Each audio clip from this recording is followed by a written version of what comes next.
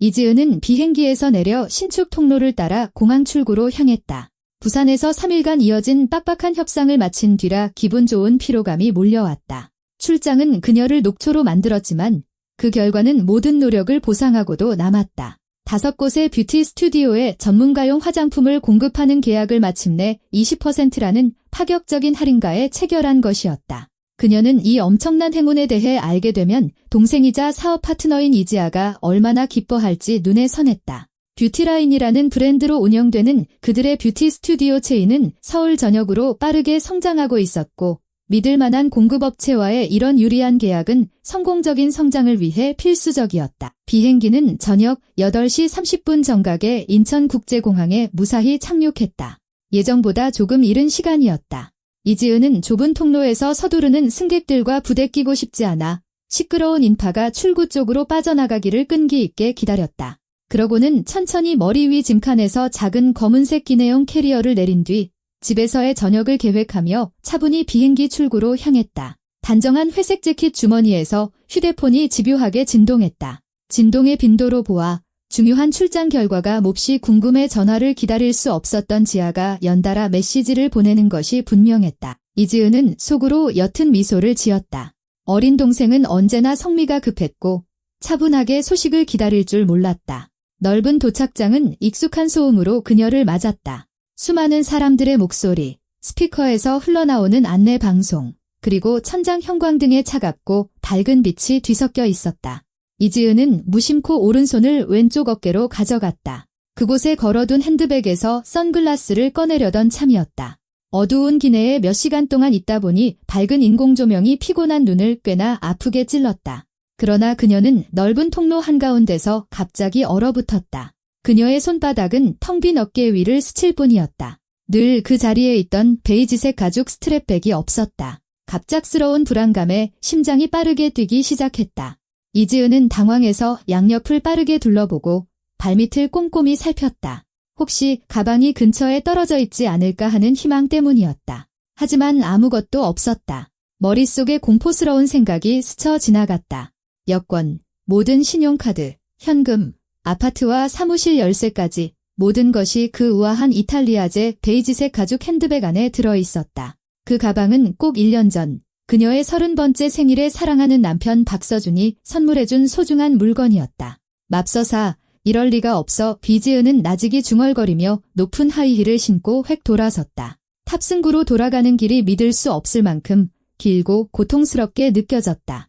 그녀는 거대한 캐리어와 부피 큰 가방들을 든 채 공항의 넓은 복도를 느릿느릿 걷는 승객들 사이를 위태롭게 헤쳐나가며 거의 달리다시피 했다. 심장은 불안하게 쿵쾅거렸고 긴장으로 손바닥은 축축하게 젖어들었다. 그녀는 필사적으로 비행기 안에서의 마지막 몇 분간의 행동 순서를 기억해내려 애썼다.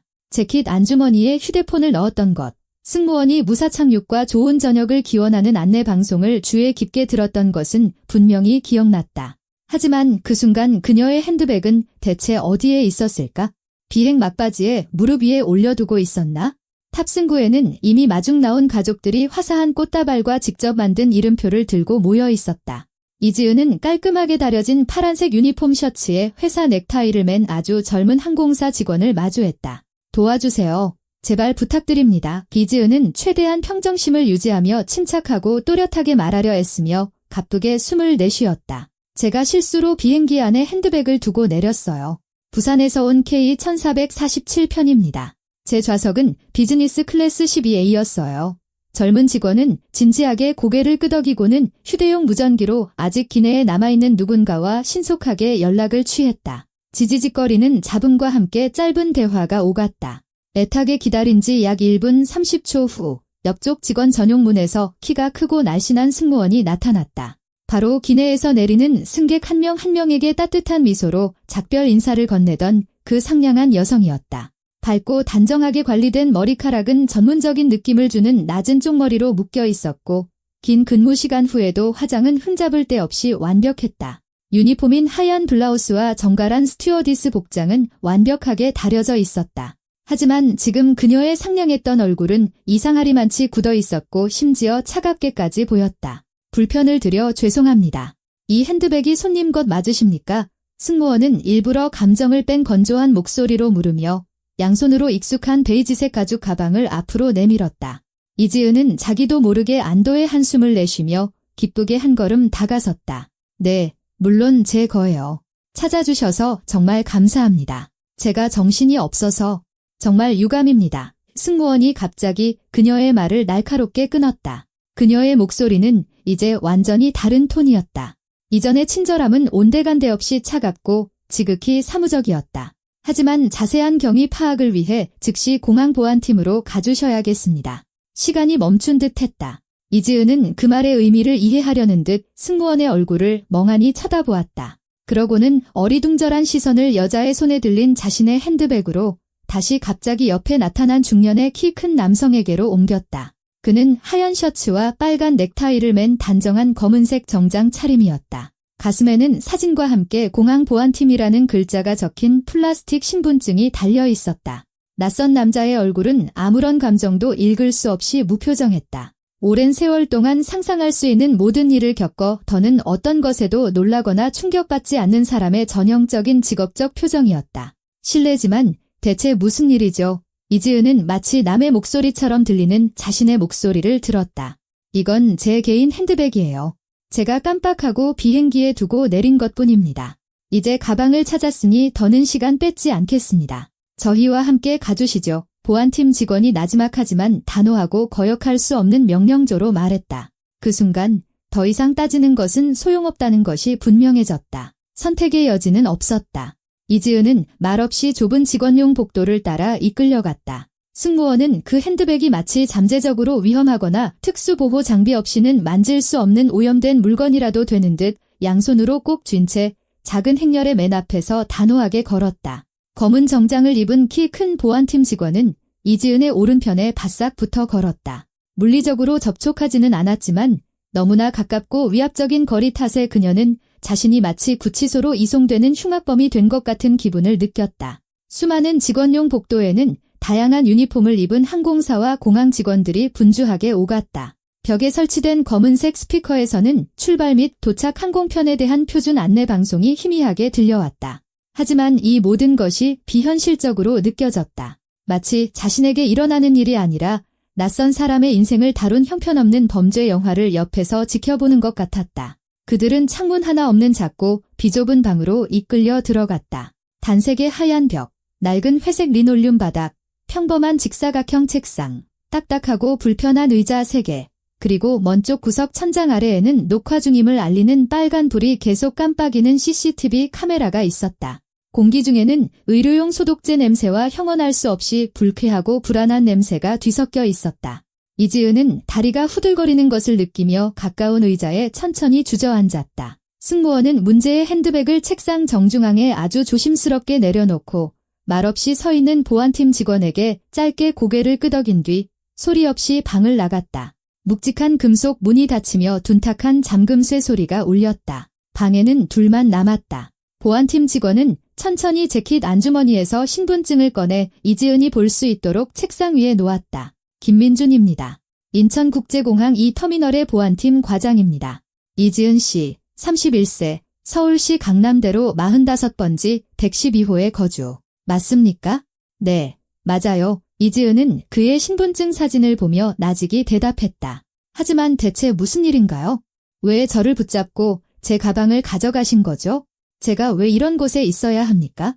김 과장은 바로 대답하지 않았다. 그는 설명 대신 말없이 양손에 얇고 투명한 의료용 고무장갑을 꼈다. 그러고는 핸드백을 집어들고 그 안의 내용물을 하나씩 극도로 조심스럽지만 꼼꼼하게 꺼내기 시작했다. 마치 범죄 수사를 위한 증거품을 준비하듯 각각의 물건을 책상 위에 반듯하게 일렬로 늘어놓았다. 신용카드와 5만 원권 지폐 몇 장이 든 부드러운 빨간색 가죽 지갑, 짙은 남색의 여권, 우아한 미니어처 하이힐 모양의 금속 열쇠고리에 달린 아파트와 사무실 열쇠 뭉치, 유명 프랑스 화장품 브랜드의 금색 케이스 립스틱, 세련된 짙은 갈색 가죽 커버의 작은 수첩, 고급 독일제 볼펜, 카모마일 향이 나는 휴대용 물티슈, 진통제 한 판, 그리고 전혀 예상치 못한 무언가가 있었다. 중간 크기 수첩만 한 크기의 꽤 묵직하고 단단한 직사각형 꾸러미였다. 그것은 두꺼운 검은색 무광 비닐로 여러 겹 꼼꼼하게 쌓여 있었고 가장자리는 회색의 강력한 포장용 테이프로 여러 번 감겨 있었다. 이지은은 그 불가사의한 꾸러미를 뚫어지게 쳐다보며 자신이 직접 싼 가방에 저것이 왜 들어있는지 진심으로 이해할 수 없었다. 이게 무엇인지, 그리고 어떻게 당신 가방에 있게 되었는지 설명해 주실 수 있겠습니까? 김 과장이 의료용 장갑을 낀 오른손으로 의심스러운 꾸러미를 가리키며 지극히 평탄하고 감정 없는 공식적인 목소리로 물었다. 아니요, 못합니다. 비지은은 책상 위에 이상한 물건에서 불안한 시선을 떼지 못한 채 완전히 혼란스러우면서도 더없이 진솔하게 대답했다. 저는 이 물건을 난생 처음 봅니다. 이게 대체 뭔지 전혀 모르겠어요. 이건 분명 제 것이 아닙니다. 맹세컨대 저는 이런 걸 가방에 넣은 적이 없어요. 하지만 이 가방은 당신 것 아닙니까? 네, 물론 제 가방이에요. 남편이 생일 선물로 준 겁니다. 하지만 이 빌어먹을 꾸러미는 제가 집을 나설 때 절대 없었어요. 정말이지 어떻게 거기 들어갔는지 전혀 모르겠습니다. 김 과장은 말없이 의심스러운 꾸러미를 장갑 낀 양손으로 들어올려 마치 내용물의 정확한 무게를 전문가처럼 가늠하듯 손바닥 위에서 몇 번 흔들어 보았다. 그러고는 포장 상태를 모든 각도에서 세심하게 살피고 가장자리의 테이프가 얼마나 단단하고 잘 감겨 있는지 손가락으로 확인했다. 그리고는 책상 서랍에서 주머니 칼을 꺼내 꾸러미를 찔렀다. 책상 위로 하얀 가루가 가느다란 줄기를 이루며 쏟아져 나왔다. 그는 천천히 고개를 들어 방 안의 상황을 기록하는 카메라와 그 앞에 앉은 이지은을 쳐다보았다. 수년간의 경험으로 얼굴 근육의 미세한 움직임과 표정만으로 거짓말을 정확히 읽어내는 법을 터득한 전문가의 길고 탐색적인 시선이었다. 정말로 이 의심스러운 포장물 안에 무엇이 들어있는지 모르고 짐작도 가지 않으십니까? 그는 마치 강조하듯 한 단어 천천히 끊어 말하며 다시 물었다. 네, 정말이에요. 모릅니다. 기지은은 갑자기 차갑고 마비시키는 듯한 공포의 물결이 뱃속 깊은 곳에서부터 조여오는 목구멍까지 치솟는 것을 느꼈다. 아니요. 저는 정말로 이해할 수도 상상할 수도 없어요. 제발 알려주세요. 저 안에 대체 뭐가 들어있는 거죠? 1차 유관 검사 결과 유통이 금지된 합성 물질로 추정됩니다. 김 과장은 여전히 침착하고 동요 없는 어조로 말했다. 정확한 것은 화학실험실 정밀 검사로 밝혀지겠지만 특징적인 무게와 포장 형태, 그리고 강화 테이프로 밀봉한 전문적인 방식으로 보아 약 250g 정도 되는 것 같습니다. 이건 아주 심각한 형사 사건입니다. 이지은 씨, 아주 심각해요. 현행법에 따르면 5년에서 15년의 실형에 처해질 수 있습니다. 눈앞의 세상이 갑자기 끔찍하게 기울어지며 초점 잃은 얼룩으로 번져나갔다. 이지은은 본능적으로 떨리는 두 손으로 싸구려 책상에 차갑고 거친 가장자리를 붙잡았다. 균형을 잃고 더러운 바닥으로 쓰러지지 않으려는 필사적인 몸부림이었다. 귀에서 불쾌한 이명이 울렸고 숨쉬기가 고통스러울 정도로 힘들어졌다. 공기가 꽉 막힌 가슴 깊은 곳 어딘가에 덩어리처럼 걸려 폐로 들어가지 않으려는 듯했다. 이건 끔찍한 실수예요. 그녀는 거의 움직이지 않는 혀로 겨우 단어를 쥐어짜내며 속삭였다. 누군가의 끔찍한 함정이라고요. 누군가 일부러 이 저주받을 물건을 넣은 거예요. 전 평생 전 이 끔찍한 일과 아무런 관련이 없어요. 이게 실제로 어떻게 생겼는지조차 모른다고요. 세관에서 적발된 사람들은 모두 비슷한 말을 하죠. 김 과장은 태연하게 말했다. 제 직무는 상황을 철저히 조사해서 누가 진실을 말하고 누가 의도적으로 뻔뻔한 거짓말을 하는지 가려내는 겁니다. 그러니 지금부터 당신은 최대한 침착하고 논리적으로 숨김없이 모든 것을 자세히 말해야 합니다. 마지막으로 당신의 핸드백을 본 게 언제입니까? 부산에서 오는 내내 가방은 정확히 어디에 있었죠? 잠시라도 시야에서 벗어난 적이 있었습니까? 이론적으로 누가 당신 가방에 접근할 수 있었을까요? 이지은은 혼란스럽게 흩어지는 생각들을 끌어모으고 생각을 거부하는 뇌를 억지로 작동시켜 분석하게 만들려고 애쓰며 차갑고 떨리는 손으로 뜨거운 얼굴을 감쌌다. 단편적인 기억들은 뒤엉켜 뒤죽박죽이 되었고 안개 낀 얼룩처럼 번져 하나의 온전한 그림으로 맞춰지기를 거부했다. 그녀는 의지력을 발휘해 오늘 아침의 사건들을 처음부터 순서대로 되짚어보기 시작했다. 부산의 호텔에서의 이른 아침, 캐리어 짐 싸기, 모바일 앱으로 김해공항까지 택시 호출, 자동 단말기를 통한 표준 탑승 수속, 금속 탐지기를 통한 개인 소지품 검사, 비즈니스 클래스 승객을 위한 라운지에서 탑승 대기, 오전 8시 45분경 탑승 시작 안내 방송. 그녀는 비행기로 향하는 알루미늄 트랩을 오르던 것, 앞쪽 문으로 시원한 기내에 들어서던 것, 파란 유니폼을 입은 상냥한 젊은 승무원이 그녀의 탑승권을 꼼꼼히 확인하고 좌석 열방향을 손으로 가리켜주던 것을 정확히 기억했다. 12A 창가 쪽에 편안한 비즈니스 클래스 좌석. 다리를 뻗을 공간도 넓었다. 그녀는 자기 좌석으로 다가가 바퀴 달린 작은 검은색 캐리어를 조심스럽게 들어 머리 위 짐칸에 넣었다. 핸드백도 캐리어 바로 옆, 오른쪽에 같이 두었다. 틀림없었다. 그리고는 가져오는 것을 잊었다. 그녀는 그 사실을 의심의 여지 없이 분명하고 명확하게 기억해냈다. 비행기에 처음 탈 때 제 좌석 바로 위 짐칸에 가방을 둬던 게 확실해요. 이지은은 흥분으로 달아오른 얼굴에서 긴장된 손을 천천히 내리며 또박또박 말했다. 비즈니스 클래스 창가 쪽 12A 좌석이었어요. 기내에 처음 들어설 때 실수로 거기에 둔 거예요. 현지 시간으로 아침 9시쯤이었을 겁니다. 계속하시죠. 김 과장은 그녀의 얼굴에서 예리한 시선을 떼지 않은 채 짧게 명령했다. 그리고 제자리에 앉아서 안전벨트를 매고 이륙 전에 비행기 모드로 전환하려고 재킷 안주머니에서 휴대폰을 꺼냈어요. 바로 그 순간 화면에 동생 지아에게서 온 음성 메시지가 떴죠. 재생 버튼을 눌러 녹음을 들었어요. 지아는 흥분한 목소리로 우리 공동 사업에 관한 중요한 법률 서류 원본 사진을 급히 보내달라고 하더군요. 분기 재무 보고서를 세무서에 제출해야 해서 회계 담당자에게 꼭 필요하다고 했어요.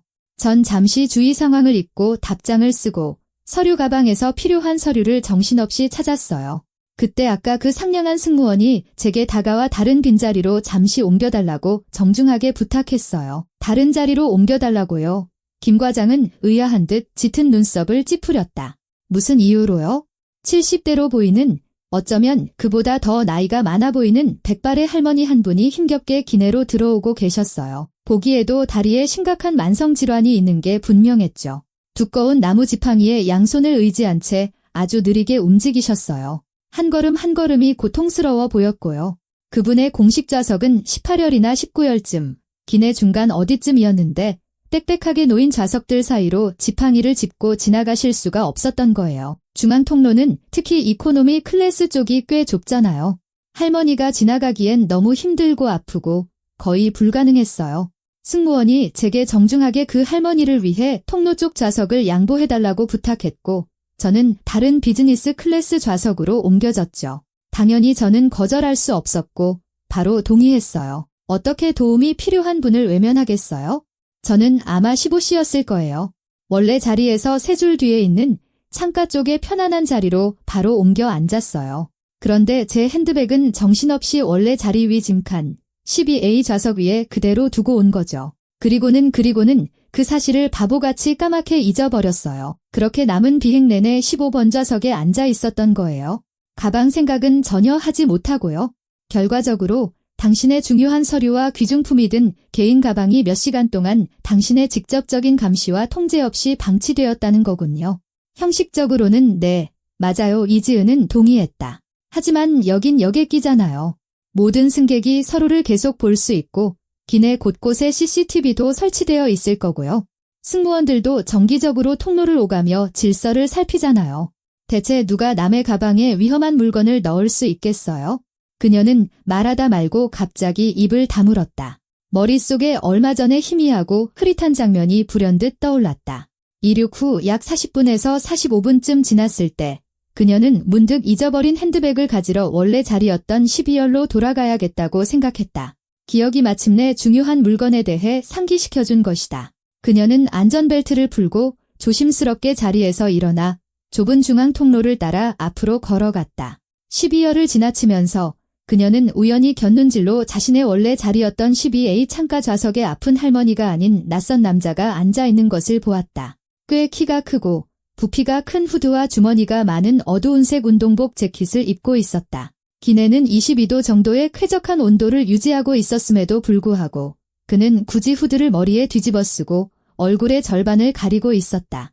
얼굴에는 두꺼운 태에 커다란 검은 선글라스를 끼고 있어 얼굴 상반부를 거의 다 덮고 있었다. 이지은은 그때 속으로 그 모습이 꽤 이상하고 의심스럽다고 생각했다. 멀쩡한 사람이 왜 밀폐된 비행기 안에서 선글라스와 따뜻한 후드를 쓰고 있을까? 하지만 그 장면에 별다른 의미를 두지는 않았다. 세상에는 별난 사람들이 많으니까? 어쩌면 심한 편두통이나 빛에 대한 공포증이 있거나 아니면 그냥 누구에게도 방해받고 싶지 않은 것일 수도 있었다. 그녀는 무심코 그를 지나쳐 앞으로 걸어갔다. 12번 좌석 위 짐칸을 열고 핸드백을 꺼내려 이미 손을 뻗고 있었다. 하지만 바로 그 결정적인 순간 기체가 심하게 흔들리기 시작했다. 승무원은 기내 방송으로 심한 난기류 지역에 접근하고 있으니 부상을 막기 위해 모든 승객은 즉시 자리로 돌아가 안전벨트를 단단히 매달라고 간곡히 요청했다. 이지은은 순종적인 승객답게 몸을 돌려 임시 좌석이었던 15C로 빠르게 돌아갔고 불운한 핸드백에 대해서는 서울에 착륙할 때까지 완전히 잊어버렸다. 그러니까 제 원래 자리에 분명 누군가 앉아 있었어요. 이지은은 관자놀이에서 심장박동이 불안하게 빨라지는 것을 느끼며 나지막이 말했다. 머리에 후드를 뒤집어 쓴 어두운 운동복 재킷을 입은 남자였어요. 제대로 보지는 못했어요. 아주 사소한 것이라도 기억나는 모든 것을 최대한 자세히 묘사해보세요. 김 과장은 책상에서 볼펜을 집어들고 작은 업무 수첩을 펼쳐 증언을 꼼꼼히 기록할 준비를 했다. 키가 컸어요. 정확히는 무릎이 긴 걸로 봐서 키가 클 거라고 생각했어요. 체격은 보통이거나 운동을 한 편이었고 뚱뚱하지는 않았어요. 검은색이나 짙은 남색 같은 어두운 색 운동복 재킷에 부피가 큰 후드, 지퍼 달린 옆주머니가 있었고요. 후드를 쓰고 있어서 머리카락은 전혀 보이지 않았어요. 커다란 검은색 선글라스에 두꺼운 플라스틱 테 얼굴은 거의 보지 못했어요. 피부색이나 특징, 코나 턱 모양 같은 것들이요. 후드 아래로 머리카락이 보였는지도 전혀 기억나지 않아요. 손은 기억나지 않아요. 신경 써서 보지 않았어요. 그는 그냥 조용히 좌석에 앉아서 창밖구름을 보거나 아니면 휴대폰이나 태블릿을 보고 있었어요. 정확히는 모르겠어요. 대략적인 나이라도 짐작할 수 있겠습니까? 안타깝게도 정확히는 말할 수 없어요. 후드를 쓰고 얼굴 절반을 가리는 선글라스까지 낀 상태라면 20대부터 50대까지 누구라도 가능해요. 혹시 그 의문의 남자가 개인 짐을 가지고 있었는지 기억나십니까? 배낭이나 운동 가방, 쇼핑백 같은 거요. 이지은은 기억을 최대한 짜내려 애썼다. 그랬던 것 같아요. 네, 확실해요. 이제 그녀는 분명히 기억해냈다. 그녀가 그의 좌석 쪽으로 향하던 바로 그 순간, 그는 머리 위 짐칸에 무언가를 막 집어넣고 있었다. 그는 잠시 통로에 서서 양팔을 위로 뻗어 하얀 플라스틱 짐칸 덮개를 닫고 있었는데 중간 크기의 검은색 배낭이나 여행 가방 같은 것을 깊숙이 밀어넣고 있었다. 바로 그녀의 익힌 핸드백이 들어있던 바로 그 짐칸에 제가 다가가자 그는 자리에 앉았어요. 김 과장은 즉시 수첩에 쓰는 것을 멈추고 전문가의 진지하고 묵직한 시선으로 그녀를 바라보았다. 그렇다면 그 신원 미상의 남성은 당신의 개인 가방 내용물에 아무런 방해 없이 직접 접근할 수 있었다는 거군요. 게다가 당신은 그의 얼굴을 전혀 보지 못했으니 신원 확인도 불가능하고요. 결과적으로는 그렇게 되네요. 내 이지은은 문제의 심각성을 점차 깨달으며 속이 메스꺼워지는 것을 느꼈다. 하지만 대체 누구일까요? 왜 수많은 가방 중에서 하필 제 가방을 골랐을까요? 그리고 제 가방이 바로 그 칸에 있다는 걸 어떻게 알았을까요? 아주 좋은 질문입니다. 이지은 씨, 김 과장은 펜을 내려놓으며 진지하게 고개를 끄덕였다. 이번 비행에 혼자 오셨습니까? 아니면 아는 분과 함께였습니까? 완전히 혼자였어요. 평범한 업무 출장이었습니다. 당신의 가족, 지인, 직장 동료 중에 누가 당신의 비행편에 대해 정확히 알고 있었습니까? 정확한 항공편 번호, 출발 및 도착 시간이요. 동생 지아는 모든 걸 정확히 알고 있었어요. 제가 전부 자세히 말해줬거든요.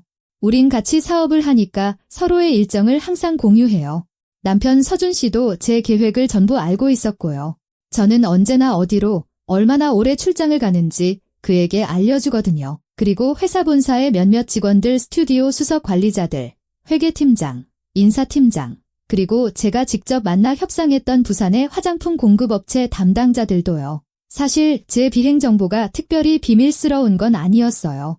당신의 동생 이지아 씨와 남편 박서준 씨에 대해 더 자세히 이야기해 주세요. 김 과장은 그녀의 눈을 똑바로 쳐다보며 끈질기게 요청했다. 이지은은 어리둥절한 표정으로 그를 바라보았다. 실례지만 그건 왜요? 그 사람들은 이 끔찍한 일과 아무런 관련이 없을 텐데요. 이지은 씨, 저는 지금 이 복잡한 상황을 최대한 빠르고 객관적으로 파악하는 데 도움이 될 구체적인 질문을 하고 있습니다. 경험 많은 보안 담당자가 끈기 있고 차분하게 설명했다. 당신이 제 질문에 더 솔직하고 자세하게 대답할수록 우리는 진짜 범인을 더 빨리 찾을 수 있을 겁니다. 물론 범인이 당신이 아니라는 가정하에 말이죠. 마지막 문장은 예상치 못한 따귀처럼 그녀의 뺨을 후려쳤다. 좋아요. 대답하죠. 이지은이 말했다. 이지아는 제 친동생입니다. 지금 25살이에요. 저희는 3년 전에 같이 뷰티라인이라는 이름의 뷰티 스튜디오 체인을 설립해서 성공적으로 키워왔어요. 현재 서울 여러 지역에 5개의 매장을 운영 중입니다. 제가 대주주이자 주요 투자자예요. 공식적으로 회사 지분의 60%를 소유하고 있고 지아는 40%를 가지고 있어요. 시작할 때 지아가 투자한 개인 자금은 저보다 훨씬 적었지만 일상적인 사업 운영에는 꽤 적극적으로 참여하고 있어요. 실력 있는 네일 아티스트나 피부 관리사를 채용하고 소셜미디어 광고 캠페인을 기획하고 회사 공식 계정을 관리하죠. 지분 비율은 3년 전 첫 스튜디오를 열 때 이미 구체적으로 합의했던 내용이에요. 그 후로는 대체로 문제없이 안정적으로 성장해왔습니다. 사업 운영과 관련해서 두 사람 사이에 심각한 갈등이나 의견 차이가 있었습니까?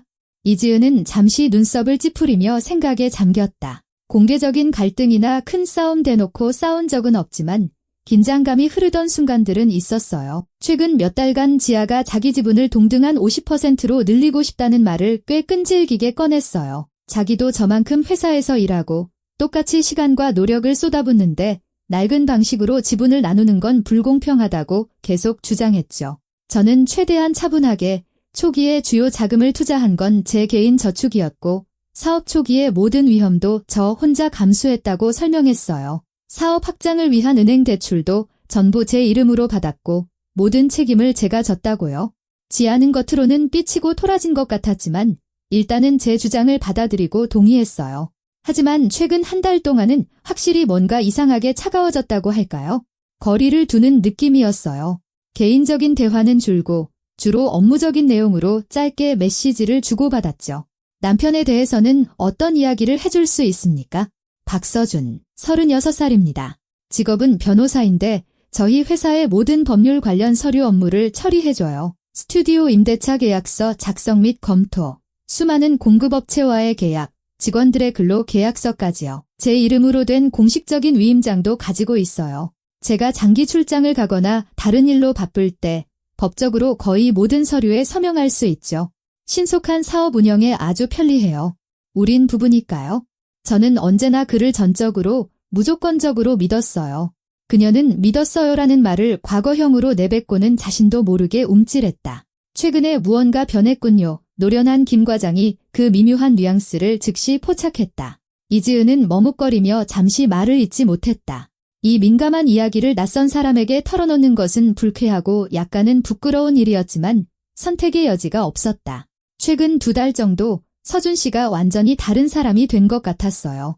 무관심하고 감정적으로 차갑고 자기 안에 갇혀버렸죠. 사무실에 급한 일이 많다는 핑계로 매일 밤 아주 늦게 귀가했어요. 이제는 만성 피로 때문에 푹 자야 한다며 손님 방에서 따로 자고요. 우리는 개인적인 대화는 거의 나누지 않고 건조하게 업무적인 이야기만 했어요. 그리고 그저께 밤 제가 협상을 위해 부산으로 떠나기 바로 전날 밤에 서준 씨가 갑자기 아주 이상하고 낯선 금융 관련 이야기를 꺼냈어요. 어떤 이야기였습니까? 저녁 식사 후에 집 부엌에 앉아 있었어요. 저는 출장에 필요한 물건과 서류를 캐리어에 챙기고 있었고요. 서준 씨는 말없이 커피를 마시며 도장이 찍힌 정체 모를 법률 서류들을 물끄러미 넘겨보고 있었죠. 그러다 갑자기 아주 평온한 목소리로 묻는 거예요. 지은아, 회사 지분 일부를 지아한테 넘겨주는 거 진지하게 생각해 본 적 없어? 지금 60대 40인 걸 50대 50으로 바꾸는 거지. 당연히 저는 그 제안에 너무 놀라서 갑자기 왜 그런 생각이 들었냐고 물었죠. 그는 아주 진지하게 그게 사업의 세금 최적화 측면에서 매우 유리하다더군요. 합법적으로 연간 세금을 상당히 절약할 수 있다고요. 저는 기존의 지분 비율을 바꾸고 싶지 않다고 단호하게 말했어요. 이건 제 개인 사업이고 제 피 같은 투자금이며 제 책임과 위험이 걸린 일이라고요. 서준 씨는 그저 무심하게 어깨를 으쓱하며 중얼거렸어요. 뭐, 마음대로 해. 그냥 친구로서 하는 조언이야. 그때는 그 대화에 별 의미를 두지 않았어요. 하지만 지금 이지은은 이 모든 것이 사전에 치밀하게 계획되었을 수도 있다는 것을 깨닫기 시작했다. 김 과장은 말없이 고개를 끄덕이며 그녀의 증언을 수첩에 계속 기록했다. 작은 방 안의 공기는 점점 더 무겁고 압박적으로 변해갔다. 이지은은 얇은 블라우스 아래 등줄기로 식은땀이 흐르는 것을 느꼈다. 최근 공식 평가에 따르면 당신의 개인 지분 가치는 얼마나 됩니까? 김 과장이 수첩에서 눈을 떼며 물었다. 3개월 전 은행 제출용으로 독립감사인이 평가한 결과에 따르면 제 지분은 약 80억 원으로 평가되었습니다. 이지은이 조용히 대답했다. 현재 시장 가치에 따라 5억 정도의 변동은 있을 수 있고요. 김 과장은 놀란 듯 눈썹을 치켜떴다. 거슬리는 파트너를 게임에서 영원히 제거하려는 시도를 할 만한 아주 심각한 이유가 되는군요. 솔직히 말해보세요. 이지은 씨, 만약 당신이 이 혐의로 유죄 판결을 받고 장기간 교도소에 수감된다면 법적으로 누가 당신의 사업 지분에 대한 완전한 통제권을 갖게 됩니까? 누가 당신의 주식을 처분할 수 있죠? 이지은은 얼어붙었다. 머릿속에 끔찍한 생각이 섬광처럼 스쳐 지나갔다. 정식으로 발급된 위임장을 가지고 있는 서준은 그녀를 대신해 주식 매매 계약, 지분 증여 계약, 권리 양도 합의서 등 거의 모든 서류에 합법적으로 서명할 수 있었다. 만약 그녀가 공식적으로 유죄 판결을 받고 자유를 박탈당한다면 그는 아무런 문제 없이 그녀의 모든 지분을 상징적인 가격에 혹은 아예 무상으로 지아에게 넘길 수 있었다. 그들은 둘이서 조용히 사업 전체를 반으로 나눌 것이다. 80억 원은 그녀의 인생에서 영원히 사라질 것이고 그녀는 자신이 저지르지도 않은 범죄로 몇 년 동안 감방에 갇혀 지내게 될 것이다.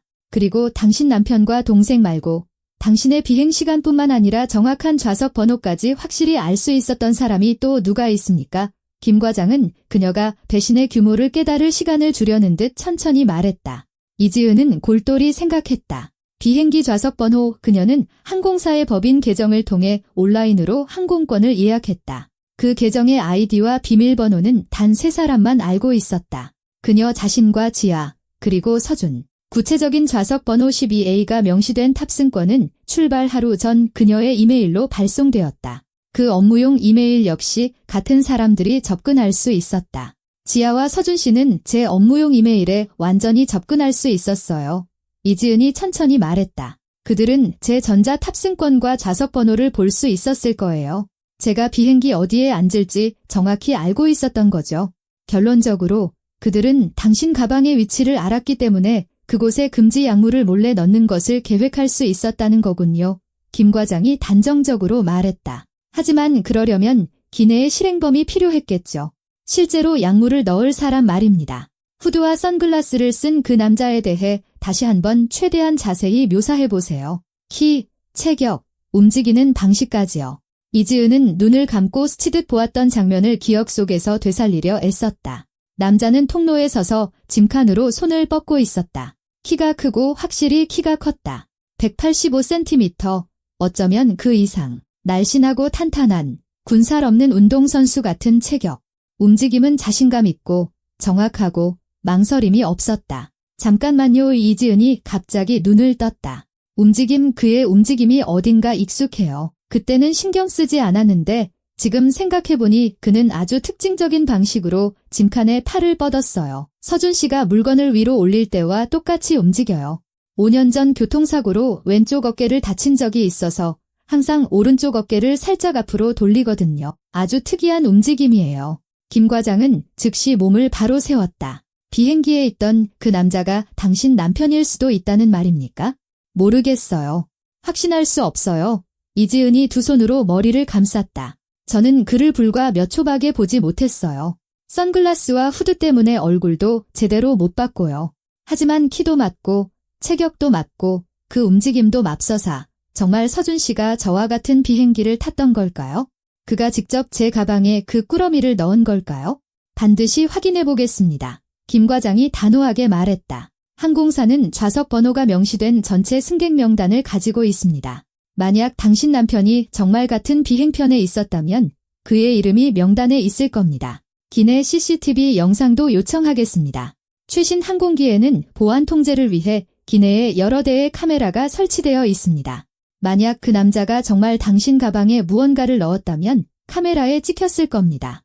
이지은은 한마디도 할 수 없는 채 고개를 끄덕였다. 가슴속에서 배신감으로 인한 고통스러운 공허함이 커져갔다. 서준, 그녀와 5년을 함께 산 남편, 그녀가 무조건적으로 믿었던 사람, 그가 정말 그런 짓을 할 수 있을까? 돈이 그들의 결혼, 함께한 삶, 같이 쌓아 올린 모든 것보다 더 중요했을까? 당신 동생 이지아 씨는요? 김 과장의 신문이 계속되었다. 당신이 비행하는 동안 어디에 있었습니까? 서울에 있었어요. 이지은이 대답했다. 협상에는 저 혼자 갔거든요. 지아는 여기서 스튜디오들을 관리하고 있었어요. 그렇다면 당신이 출발하고 도착하는 순간에 그녀는 서울에 있었군요. 행동을 조율하기에 아주 편리한 위치네요. 김 과장이 지적했다. 이지은 씨, 최근에 당신 동생과 남편의 행동에서 뭔가 이상한 점은 없었습니까? 혹시 둘이 더 자주 연락하거나 당신 없이 따로 만나는 일은 없었나요? 이지은은 기억을 더듬으며 이마를 찌푸렸다. 지난 2달 그렇다. 확실히 지아는 새로운 공급업체와 계약서를 작성하는 법적인 문제에 대해 서준과 상의했다고 몇 번 언급했었다. 그는 회사의 변호사였으니 그건 당연한 일이었다. 하지만 그 상담의 빈도. 예전에 지아는 한 달에 한 번 정도 서준에게 연락했지만 지난 8주 동안은 거의 매주 연락을 주고받았다. 그리고 항상 지아가 먼저 그에게 전화를 걸었다. 서준이 먼저 그 대화를 시작한 적은 한 번도 없었다. 네, 확실히 더 자주 연락했어요. 이지은이 천천히 말했다. 저는 그게 당연하다고 생각했는데 지금 와서 보니 그들이 이 계획을 논의했을 수도 있겠네요. 사전에 준비했을 수도 있고요. 그럴 가능성이 매우 높습니다. 김 과장이 동의했다. 이런 범죄는 보통 계획적으로 이루어지죠. 특히 큰돈이 걸려있을 때는요. 최근 몇 달간 회사 서류를 변경하려는 시도는 없었습니까? 정관이나 설립계약서, 지분 분배 같은 것들이요. 이지은은 생각에 잠겼다. 회사 서류. 한 달 전, 서준이 정말로 업데이트된 버전의 정관과 설립계약서를 가져와 서명을 부탁했었다. 법률 개정에 따른 표준적인 서류갱신 절차라고 말했다. 그녀는 전문 변호사인 남편을 믿었기에 주의 깊게 읽어보지도 않았다. 그가 가리키는 곳에 서명하고 도장을 찍었을 뿐이다. 맙서사 그녀가 숨을 내쉬었다. 읽지도 않고 서명했어요. 거기에는 뭐든지 들어있을 수 있었어요. 변경된 지분 분배, 사업 탈퇴에 대한 새로운 조건, 주식 양도를 위한 간소화된 절차 같은 것들이요. 그 서류들은 지금 어디에 있습니까? 회사 사무실 금고 안에요. 금고 열쇠는 저와 지아, 그리고 서준 씨가 가지고 있어요. 김 과장은 그 내용을 수첩에 빠르게 기록했다. 그 서류들을 압수해서 감정해야겠습니다. 또한 당신 명의로 설립자 변경이나 지분 재분배에 관한 신청서가 등록기관에 제출되었는지도 확인해야 합니다. 만약 당신의 의심이 맞다면 그들은 이미 사업양도 절차를 시작했을 수도 있습니다. 얼마나 빨리 그럴 수 있었을까요? 이지은이 떨리는 목소리로 물었다. 위임장과 서류에 찍힌 당신의 서명이 있다면 며칠이면 가능합니다. 김 과장이 대답했다. 하지만 진정하세요. 지금 당장 당신 회사와 관련된 모든 등록 절차를 중단시키겠습니다. 즉시 경찰과 국세청에 연락하겠습니다. 그는 휴대폰을 꺼내 빠르게 번호를 눌렀다. 최 팀장님, 공항의 김민준입니다. 여기 상황이 좀 있습니다. 네, 금지 약물 소지 혐의로 승객 1명을 붙잡았는데 사업 탈취를 목적으로 한 함정일 가능성이 매우 높습니다. 80억 원, 네, 맞습니다. 수사팀 출동과 서류 압수, 승객 명단 확인이 필요합니다. 좋습니다. 기다리겠습니다. 그는 전화를 끊고 이지은을 바라보았다. 수사팀이 20분 안에 도착할 겁니다. 그동안 저는 기내 CCTV 영상과 전체 승객 명단을 요청하겠습니다. 만약 당신 남편이 정말 같은 비행편에 있었다면 밝혀낼 수 있을 겁니다. 이지은 씨, 지금 많이 힘드시겠지만 정신 차리셔야 합니다. 당신의 의심이 사실로 밝혀진다면 무척 고통스럽겠지만 대신 다른 사람의 범죄로 억울한 옥살이를 하는 것은 피할 수 있을 겁니다. 만약 의심이 사실이 아니라면요. 이지은이 조용히 물었다. 그때는요. 그때는 다른 용의자를 찾아야겠죠. 김 과장이 솔직하게 대답했다. 하지만 제 직감으로는 우리가 올바른 방향으로 가고 있는 것 같습니다. 우연의 일치가 너무 많아요. 당신의 길에서 치워버리려던 사람들에게 모든 것이 너무나 완벽하게 맞아떨어졌습니다. 이지은은 말없이 고개를 끄덕였다. 분노와 고통, 두려움이 뒤섞인 감정이 속에서 들끓었다. 만약 정말 그들이 그녀를 배신했다면 서준과 지아에 대한 분노, 가장 가까운 사람들에게 배신당했다는 사실에서 오는 고통, 자신의 무고함을 증명하지 못하면 감옥에 갈 수도 있다는 두려움. 방문이 열리고 항공사 유니폼을 입은 젊은 직원이 서류 폴더를 들고 들어왔다. 김 과장님, 요청하신 부산발 마지막 항공편 승객 명단입니다. 그리고 관제실에서 10분 후에 카메라 영상을 준비할 수 있다고 전해왔습니다. 지금 파일을 복사하고 있다고 합니다. 좋아요. 김 과장은 폴더를 받아 열었다. 승객 명단을 훑어보던 그의 시선이 한 줄에서 멈췄다. 그는 고개를 들어 이지은을 보았다. 박서준, 좌석 8B, 비즈니스 클래스. 이지은 씨, 당신 남편이 같은 비행기에 타고 있었습니다. 그는 당신에게서 4줄 떨어진 곳에 앉아 있다가 당신 자리로 옮겨 앉은 겁니다. 그를 도왔다는 신비로운 아픈 할머니는 대체 누구였을까요? 세상이 다시 한번 기울었다. 그렇다면 사실이었다. 서준은 정말로 비행기에 있었다. 그는 중요한 회의 때문에 서울에 남는다고 그녀에게 거짓말을 했다. 그는 일부러 같은 항공편의 표를 샀다. 그는 그녀가 알아보지 못하도록 일부러 후드와 선글라스를 썼다. 그는 그녀가 자리를 옮기고 가방을 무방비 상태로 둘 때까지 기다렸다. 그는 그녀의 가방에 그 저주받을 꾸러미를 넣었다. 그는 돈 때문에 냉혹하게 자신의 아내에게 범죄 혐의를 뒤집어 씌웠다. CCTV 영상을 보고 싶어요. 이지은은 목소리의 떨림을 겨우 억누르며 단호하게 말했다. 그가 어떻게 그랬는지 제 두 눈으로 직접 보고 싶어요. 보게 될 겁니다. 김 과장이 약속했다. 몇 분 후면 보게 될 거고 그러면 누가 진짜 범인인지 확실히 알게 될 겁니다. 이지은은 앉아서 기다렸다. 배신의 증거를 행복한 결혼이라는 환상이 완전히 무너지는 순간을 기다렸다. 자신의 삶을 훔치려 한 자들의 눈을 마주볼 기회를 기다렸다. 그리고 그녀는 스스로에게 맹세했다. 그들은 대가를 치르게 될 거야. 서준과 지아는 그들이 꾸민 이 악몽의 매 순간에 대해 대가를 치를 것이다. 톡톡히. 다음 10분은 고통스러울 정도로 길게 느껴졌다. 이지은은 하얀 벽의 한 점을 응시하며 앉아 있었다. 생각은 혼란스럽게 오갔다. 그녀는 지난 몇 달간 서준의 불륜이나 배신을 의심할 만한 순간이 단 하나라도 있었는지 기억해내려 애썼다. 어떤 신호가 있었을까? 그녀가 순진함이나 맹목적인 믿음 때문에 놓쳐버린 암시가 있었을까? 김 과장은 맞은편에 앉아 말없이 서류를 넘기며 수첩에 무언가를 적고 있었다. 그는 전문가였고 지금 그녀에게는 생각과 감정을 정리할 시간이 필요하다는 것을 이해했다. 이런 운명의 일격은 특히 가장 가까운 사람에게 배신당했을 때는 쉽게 아물지 않는 상처를 남긴다. 마침내 문이 다시 열렸다. 노트북을 든 아까 그 젊은 직원이 들어왔다. 김 과장님, 영상이 준비되었습니다. 기술팀에서 시간과 좌석 번호에 맞춰 필요한 부분을 추출했습니다. 보실 수 있습니다. 이리 줘요. 김 과장이 책상을 가리켰다. 직원은 노트북을 설치하고 영상 파일을 열어준 뒤 문가로 물러섰다. 화면에는 앞부분에 설치된 카메라로 촬영된 흑백의 기내 영상이 나타났다. 화질은 꽤 좋아서 승객들의 얼굴과 움직임, 좌석 위 짐칸까지 식별할 수 있었다. 자세히 보세요. 김 과장이 이지은에게 말했다. 이게 당신이 탑승하는 순간입니다. 시간은 오전 8시 47분. 당신이 기내로 들어와 12열로 가서 캐리어와 핸드백을 위로 올리고 창가 12A 좌석에 앉습니다. 이지은은 화면 속에서 서류 폴더를 겨드랑이에 낀 채 회색 재킷을 입은 자신의 모습을 보았다.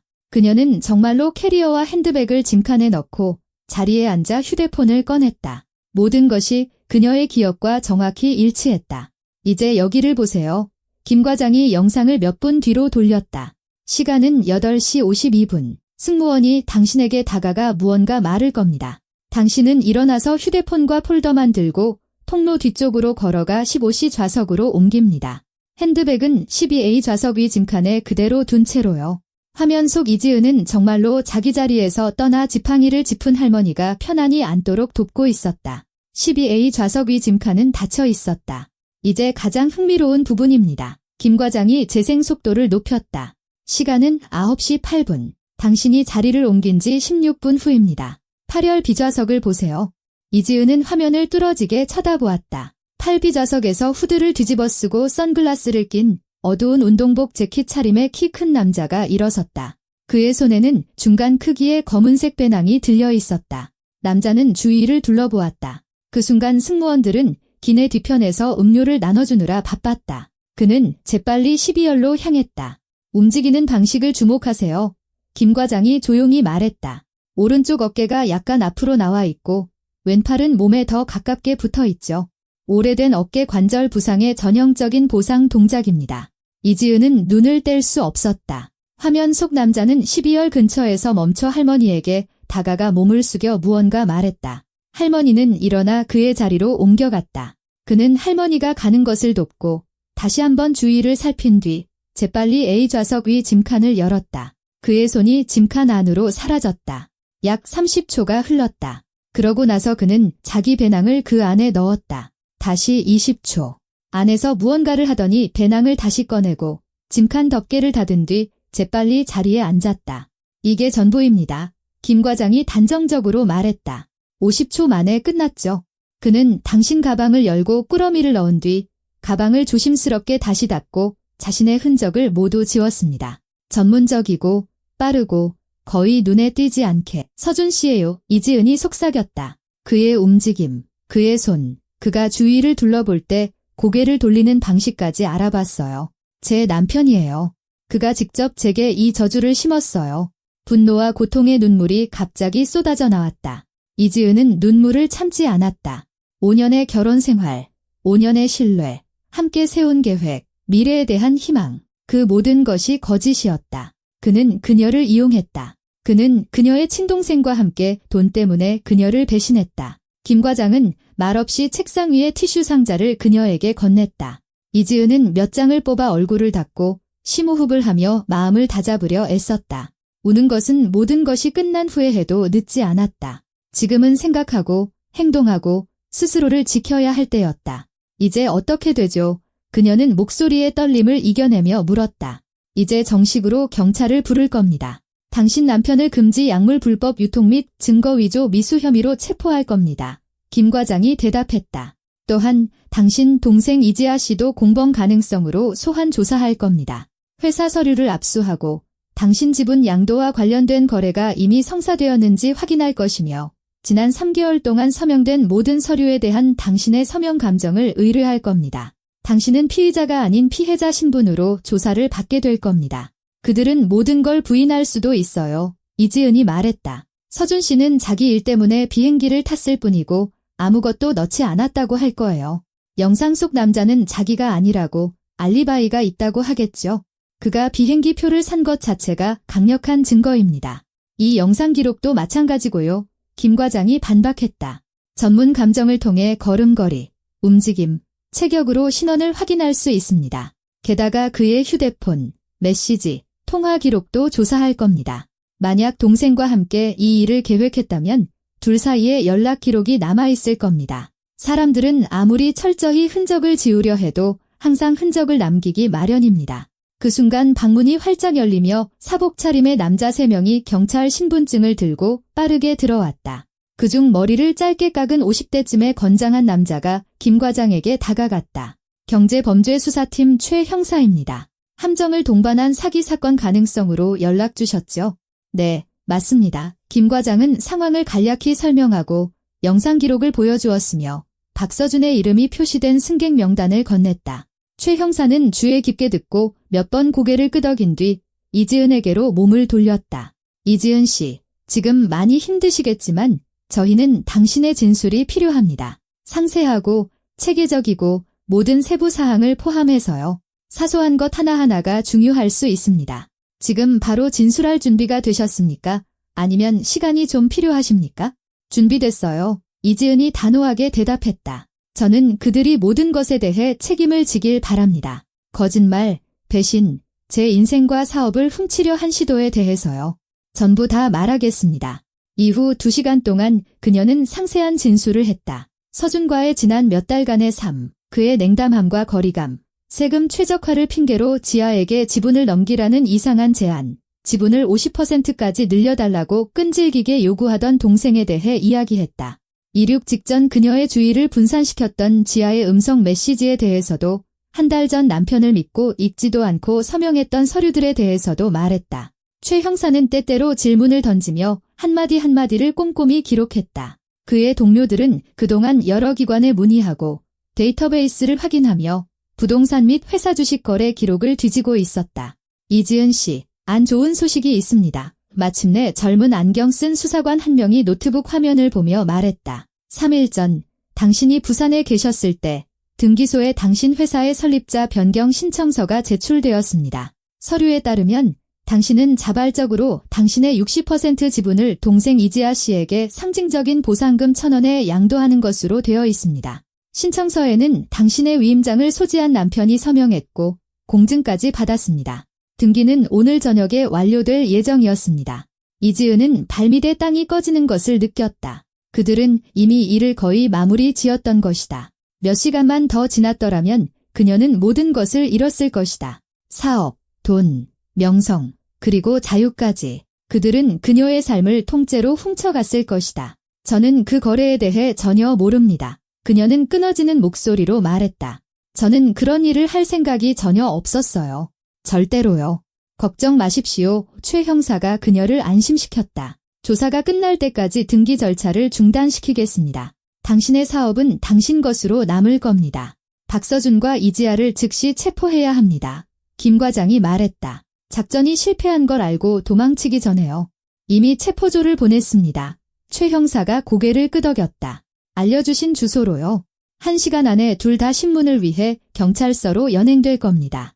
그들의 아파트와 회사 사무실에 대한 압수수색 영장도 신청했습니다.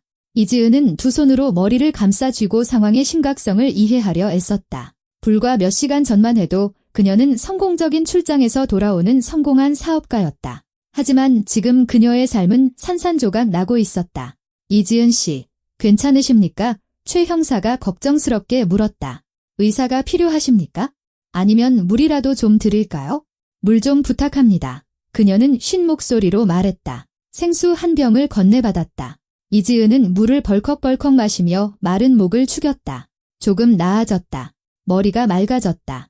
저는 이제 어떻게 되나요? 그녀가 물었다. 자유인가요? 아니면 자유입니다. 하지만 조사가 끝날 때까지 연락이 닿는 곳에 계셔야 합니다. 서울을 떠나지는 마십시오. 최 형사가 경고했다. 금지 약물은 당신의 평판을 훼손하고 사업에서 제거하기 위한 목적으로 몰래 넣어진 것입니다.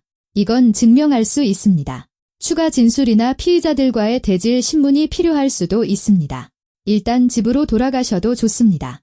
하지만 지금은 친구나 친척 집에서 머무는 것이 좋겠습니다. 당신 집에서는 경찰보다 먼저 돌아온 남편과 마주칠 위험이 있습니다. 이지은은 생각에 잠겼다. 그녀를 배신한 동생 외에는 친척이 없었다. 부모님은 오래전에 돌아가셨다. 가까운 친구도 남아있지 않았다. 지난 몇 년간 그녀는 사업에 모든 것을 바쳤고 개인적인 삶은 일과 집으로 축소되었다. 하지만 그녀가 믿을 수 있는 사람이 한 명 있었다. 최수연. 좋은 지인이자 현직 변호사이며 똑똑하고 정직한 40대 여성이었다. 그들은 가끔 통화하고 비즈니스 컨퍼런스에서 드물게 만나곤 했다. 수연은 분명 도움을 거절하지 않을 것이다. 변호사 친구가 있어요. 그 친구 집에서 머물 수 있을 것 같아요. 이지은이 말했다. 그리고 앞으로 어떻게 해야 할지 상담도 받을 겸 해서요. 제 사업을 법적으로 지켜야 할 테니까요. 그렇죠? 물론입니다. 최 형사가 고개를 끄덕이며 동의했다. 지금 당신에게 좋은 변호사는 공기처럼 필요합니다. 앞으로 긴 법적 다툼이 예상됩니다. 아마 여러 건의 소송이 있을 겁니다. 당신 남편과 동생에 대한 금지 약물 불법 유통, 사기, 서류 위조 혐의의 형사사건, 그리고 지분 양도, 거래 무효 확인을 위한 민사소송, 어쩌면 정신적 피해보상 청구 소송까지요. 할 일이 많을 겁니다. 이지은은 휴대폰을 꺼내 수연의 번호를 눌렀다. 세 번째 신호음이 울린 후 그녀가 받았다. 지은 씨, 오랜만이네. 웬일이야? 수연아, 나 급하게 도움이 필요해. 이지은은 간신히 눈물을 참았다. 아주 심각한 상황이야. 오늘 너희 집에 가도 될까? 가서 설명할게. 물론이지. 당장 와. 수연의 목소리에 걱정이 묻어났다. 무슨 일인데? 나중에 얘기할게. 고마워. 이지은은 전화를 끊고 최 형사를 바라보았다. 가도 될까요? 네, 가보세요. 여기 제 연락처가 적힌 명함입니다. 추가적인 세부 사항이 기억나거나 위협을 받으면 언제든지 전화하세요. 필요하다면 당신의 안전을 보장하겠습니다. 이지은은 명함을 받고 비틀거리며 일어나 캐리어를 챙겼다. 김 과장이 그녀를 직원 구역 출구까지 바래다 주었다. 힘내세요. 이지은 씨, 당신은 강한 사람이니 이겨낼 수 있을 겁니다. 그리고 기억하세요. 그들은 이미 졌습니다.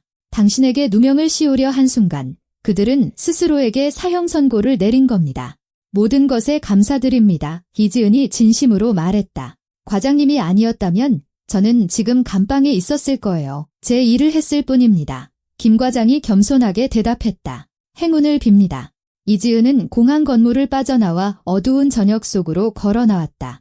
앱으로 수연의 주소까지 택시를 부르고 차에 올라타 시트에 몸을 기댄 채 눈을 감았다. 악몽 같은 하루였지만 그녀는 살아남았다. 그녀는 무너지지 않았고 이제 그녀의 반격이 시작될 것이다. 서준과 지아는 곧 그녀를 건드린 것을 뼈저리게 후회하게 될 것이다. 최수연은 걱정스러운 얼굴로 서울 중심가에 있는 자신의 넓은 아파트 문 앞에서 이지은을 맞았다.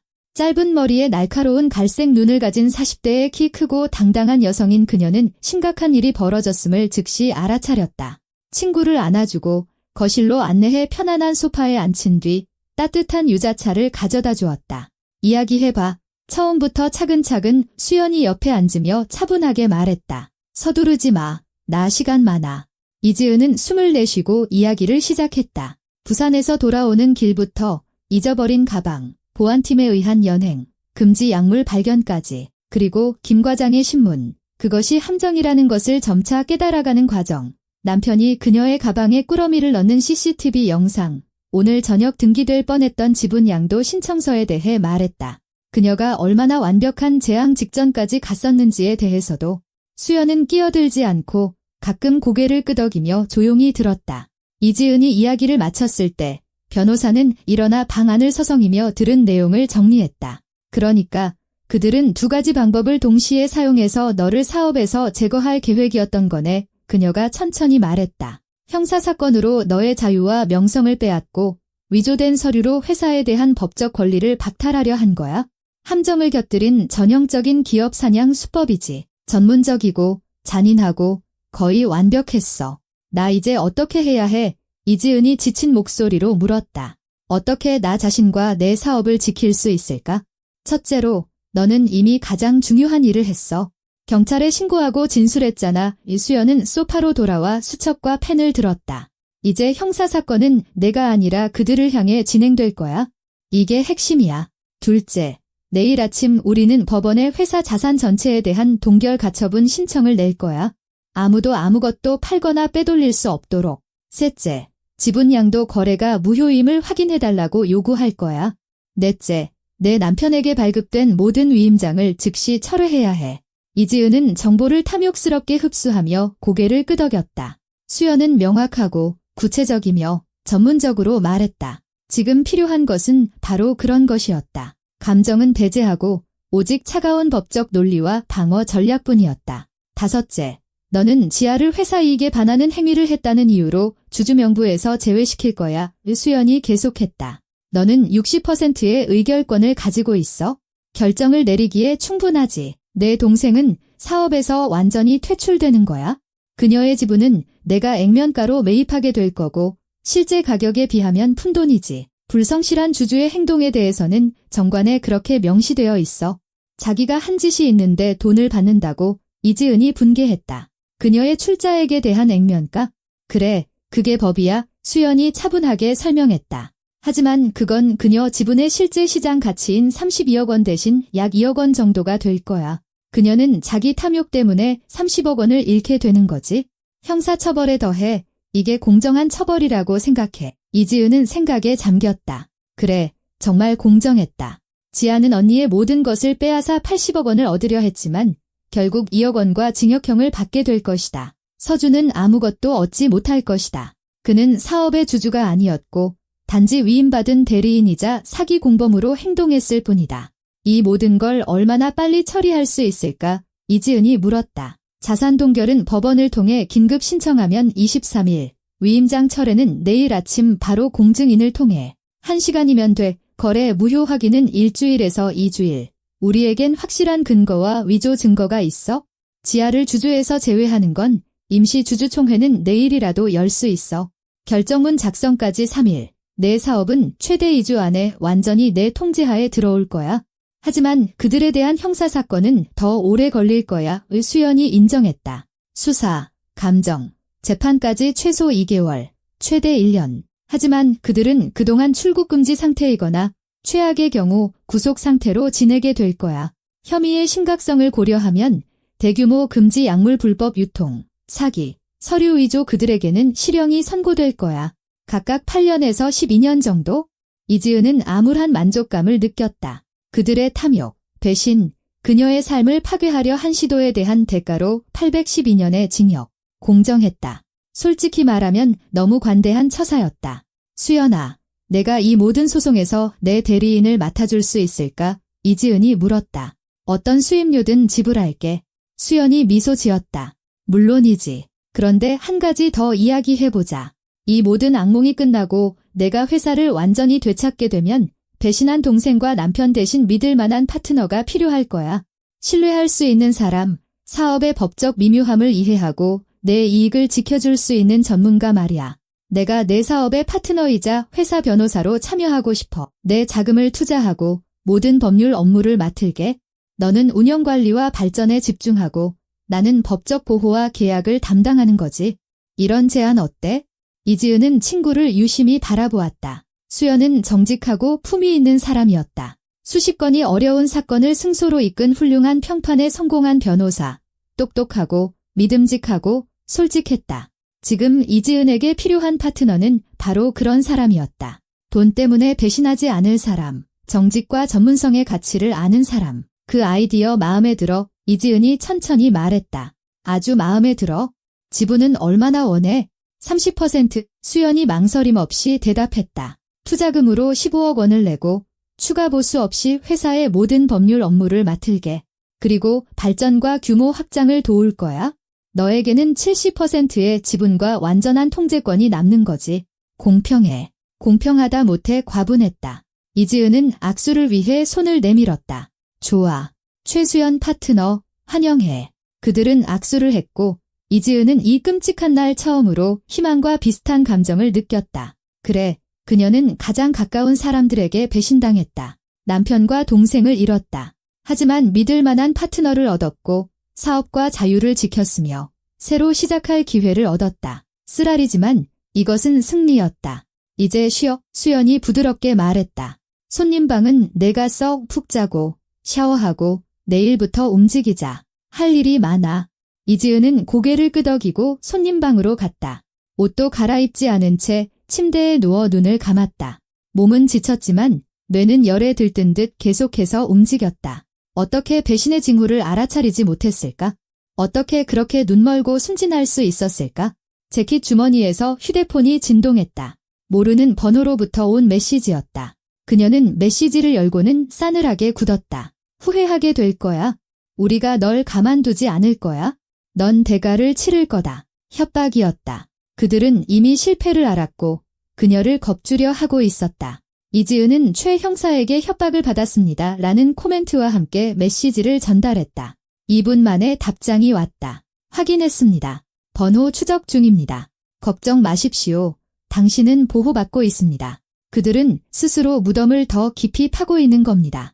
그녀는 휴대폰을 협탁에 내려놓고 깊은 숨을 내쉬었다. 협박하라고 해라. 겁주려고 해봐라. 그들은 이미 졌고 단지 아직 그것을 완전히 깨닫지 못했을 뿐이다. 정의의 수레바퀴는 굴러가기 시작했고 그들은 그것을 멈출 수 없을 것이다. 법원, 공증사무소, 등기소를 오가는 치열한 법적 공방의 3일이 지났다. 수연은 노련한 전투기계처럼 빠르고 정확하고 실수 없이 일했다. 서준의 위임장은 첫날 바로 철회되었다. 회사 자산 동결은 둘째 날 이루어졌다. 거래 무효 확인 소송은 셋째 날 법원에 접수되었고 일주일 후 긴급 심리가 잡혔다. 서준과 지아는 작전 실패 당일 체포되었다. 서준은 회사 사무실에서 서류와 법인 인감을 빼내려다 현장에서 붙잡혔다. 지아는 집에서 체포되었는데 압수수색 과정에서 서준과 이지은을 제거할 계획을 논의하고 미래의 수입을 나누며 임박한 승리에 기뻐하는 대화 내용이 발견되었다. 이메일, 메신저 메시지, 심지어 통화 녹음까지. 이 모든 것이 그들의 혐의를 입증하는 반박할 수 없는 증거가 되었다. 신문에서 그들은 각기 다른 태도를 보였다. 서준은 뻔뻔하게 모든 것을 부인하며 이지은이 사실을 조작했다고 비난했다. 반면 지아는 거의 즉시 무너져 울음을 터뜨리고 모든 것을 자백했으며 서준이 자신을 꼬드기고 조종했다며 주된 책임을 그에게 떠넘기려 했다. 수사관은 냉정하게 두 사람의 진술을 기록하며 증거를 수집했다. 꾸러미 속 금지 약물 감정 결과 특별히 많은 양의 합성 마약으로 밝혀졌다.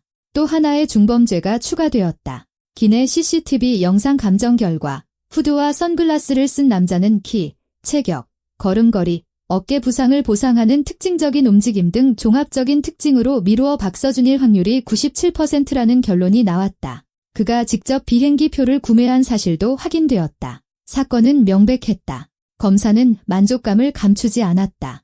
이렇게 완벽한 증거 세트를 갖춘 명백한 사건은 드물었다. 기소장은 기록적인 속도로 작성되어 법원으로 넘어갔다. 한 달이 지났다. 이지은은 법정의 피해자석에 앉아 피고인석 철창 안에 있는 서준과 지아를 바라보았다. 그는 어둡고 분노에 차 있었으며 증오에 찬 눈으로 전 아내를 노려보았다.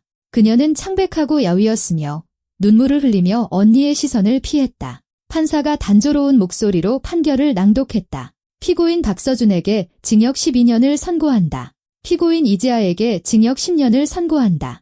지아는 오열했다. 서준은 주먹을 꽉 쥐었지만 아무 말도 하지 않았다. 이지은은 이상한 공허감을 느끼며 미동도 없이 앉아 있었다. 승리와 정의의 실현에 기뻐해야 했지만 대신 피로와 슬픔만이 느껴졌다. 12년과 10년. 그녀의 남편과 동생은 인생의 황금기를 철창 안에서 보내게 될 것이다. 그들의 삶은 파괴되었고 경력은 끝났으며 명예는 짓밟혔다. 하지만 그녀가 다르게 행동할 수 있었을까? 그들 스스로가 이 길을 선택했다. 판결 선고 후 이지은은 법원 건물을 나왔다. 그곳에는 수연이 기다리고 있었다. 승리를 축하해. 파트셔 변호사가 미소 지었다. 정의가 승리했어. 고마워. 이지은이 미소 지었다. 모든 게 내 덕분이야. 수연아. 내가 없었다면 해내지 못했을 거야.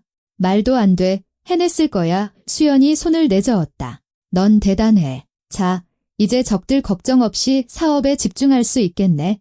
응, 이지은이 동의했다. 정말로 위대한 것을 만들어보자. 전국적으로 유명해질 뷰티 스튜디오 체인을. 지은 뷰티 새로운 브랜드, 새로운 시작. 그들은 수연의 차를 타고 이제 완전히 이지은의 소유가 된 회사 사무실로 향했다. 그곳에는 샴페인을 든 직원들이 기다리고 있었다. 판결 소식은 이미 회사 전체에 퍼져 있었다. 모두가 정의가 승리하고 회사가 믿을 수 있는 손에 남게 된 것을 기뻐했다. 이지은은 수연과 잔을 부딪히고 창밖으로 저녁의 서울을 내다보았다. 이곳 충직한 사람들로 가득한 따뜻한 사무실에서 이지은의 삶의 새로운 장이 시작되고 있었다. 배신도, 거짓도, 가짜 가족도 없는 장, 정직한 노동과 진정한 파트너십, 그리고 마땅히 받아야 할 성공의 장. 그녀는 이겼다. 그리고 이제 그녀 앞에는 진정으로 신뢰할 수 있는 사람들과 함께 자신의 손으로 만들어갈 밝은 미래가 기다리고 있었다.